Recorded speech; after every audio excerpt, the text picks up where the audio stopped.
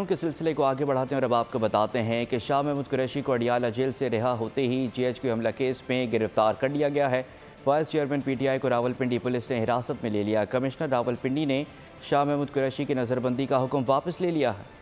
शाह महमूद कुरैशी को जेल से रिहाई ना मिल पाई। साबिक वजीर खारजा को अडियाला जेल से रिहा होते ही एक और मुकदमे में गिरफ्तार कर लिया गया। गिरफ्तारी के लिए पुलिस की भारी नफरी अडियाला जेल पहुंची। वाइस चेयरमैन PTI को GHQ हमला केस में हिरासत में लिया गया। डिप्टी कमिश्नर रावलपिंडी ने शाह महमूद कुरैशी के नजरबंदी के अहकामात भी मनसूख कर दिए। शाह महमूद की बेटी मेहरबानो कुरैशी ने इलेक्शन कमीशन में दरख्वास्त दायर कर दी। उनका कहना था कि वालिद को अगवा किया गया है, बताया नहीं जा रहा कि उन्हें कहाँ ले जाया गया है। चीफ इलेक्शन कमिश्नर एक्शन लें। हम यही कह सकते हैं कि उन्हें अगवा किया गया क्योंकि अरेस्ट तो ऑफिशियली डाली नहीं गई, ना हमें पता है कि वो कहाँ हैं, क्योंकि ना उनको रिमांड के लिए पेश किया गया, ना हमें बताया गया कि वो कहाँ उन्हें लेके गए हैं।